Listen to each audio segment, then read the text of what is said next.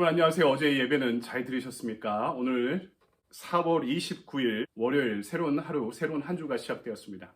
오늘도 하루 한 말씀으로 주님의 말씀 묵상하면서 새로운 하루를, 새로운 한 주를 함께 시작해 볼까요? 오늘부터 우리는 열왕기상을 함께 보려고 하는데요. 이 시간에는 열왕기상 1장 5절부터 14절까지의 말씀을 제가 봉독해 올리겠습니다.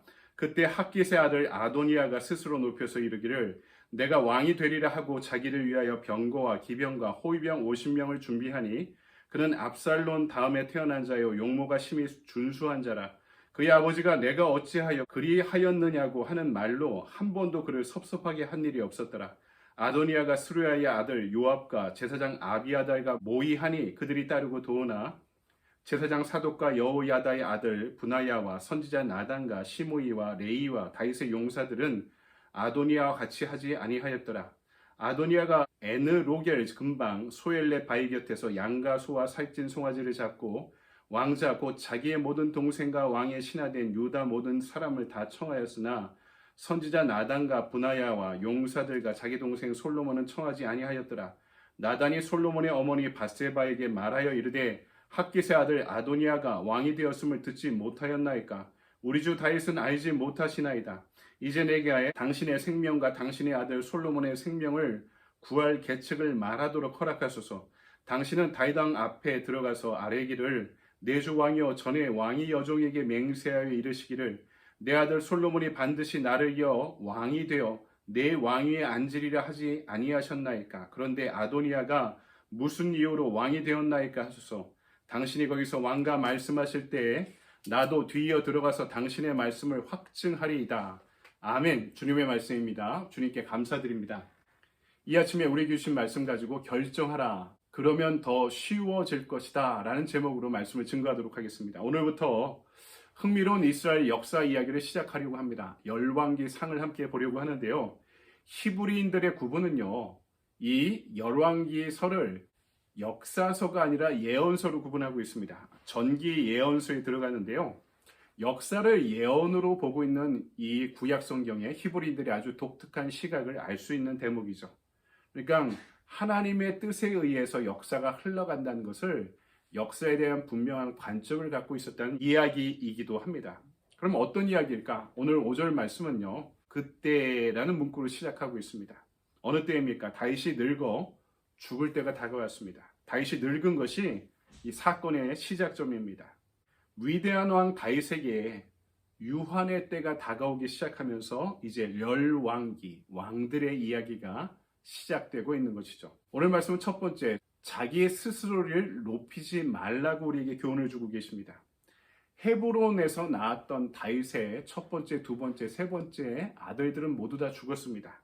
이제 남은 넷째 아들이 아도니아인데요. 이 아도니아, 장자가 스스로 왕이 되려고 나서고 있습니다. 5절, 그때 학깃의 아들 아도니아가 스스로 높여서 이르기를 내가 왕이 되리라 하고, 이 아도니아는 왕이 될 조건이 매우 좋았습니다. 장자였죠. 명분이 있습니다. 용모가 매우 뛰어났다. 사람들에게 호감을 얻고 있었다는 이야기죠. 당시의 실세들인 요압과 아비아달의 지지가 있었습니다. 요압은 군대 장관이었고 아비아달은 제사장이었습니다. 그러니까 군권과 종교권, 교권의 지지를 양쪽에서 다 받고 있었다는 것입니다.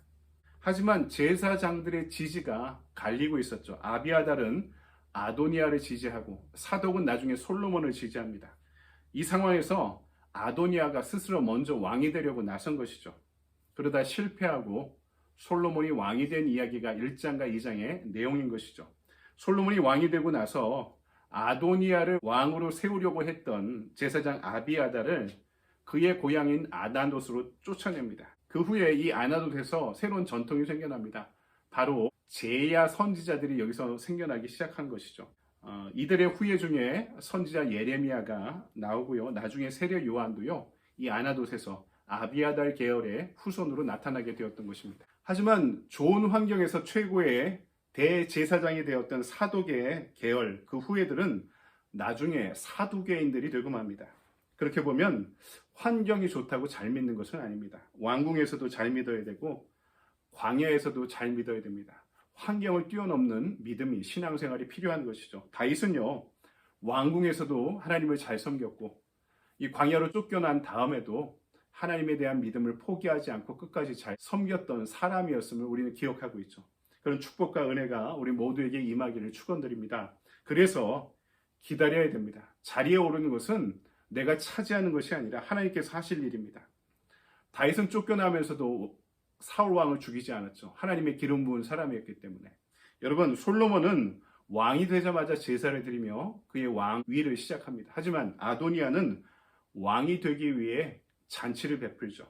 그것이 차이였던 것입니다. 하나님보다 앞서면 망하는 것입니다. 내 인생에서도 내가 자리를 차지하는 것이 아닙니다. 하나님이 세우시는 것입니다.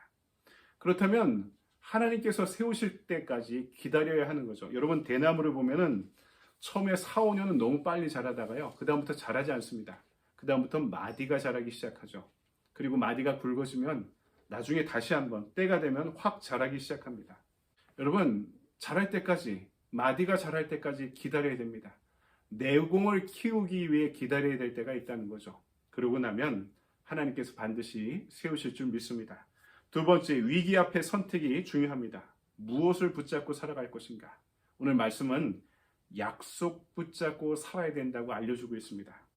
나단 선지자가 아도니아가 왕이 되려는 소식을 듣고 나섭니다. 하나님의 뜻을 알고 있던 선지자였기 때문이죠. 그래서 위기의식을 느끼고 밧세바를 찾아옵니다. 이전에 다윗이 솔로몬에게 왕위를 넘겨주리라 했던 그 약속을 다시 한번 상기시켜야 된다고 알려줍니다. 하나님께서 선지자 나단을 통해 다윗에게 주신 약속이 있었습니다. 사무엘하 7장 12절과 13절을 보면 내 수완이 차서 내 조상들과 함께 누울 때 내가 내 몸에서 날 내 씨를 내 뒤에 세워 그의 나라를 견고하게 하리라. 그는 내 이름을 위하여 집을 건축할 것이요 나는 그의 나라 왕위를 영원히 견고하게 하리라. 나단이 하나님께 받은 약속이 있었죠. 그래서 다윗 왕에게 미리 알려준 약속이 있었습니다. 그것을 이제 실행하려고 합니다. 여러분, 장자였던, 스스로 왕이 되려고 했던 아도니아의 특징은요, 하나님의 약속 빼놓고 다 갖고 있었습니다. 우리가 그런 이야기들 하죠. 내 아들은 참 잘나요. 명문대 나왔죠. 좋은 직장 다니죠. 좋은 집안의 여성과 결혼했어요. 예수님만 못 믿을 뿐이죠. 다 성공했고 다 좋습니다. 뭐 이런 이야기들 하시더라고요. 반면에 솔로몬은요, 모자름 투성이었습니다. 군부의 지지도 없었고 세력도 없었습니다. 솔로몬은요, 약속만 있었습니다. 밧세바가 왕에게 나서서 기억을 상기시킵니다. 16절에서 18절을 볼까요? 밧세바가 몸을 굽혀 왕께 절하니 왕이 이르되 어찌 됨이냐?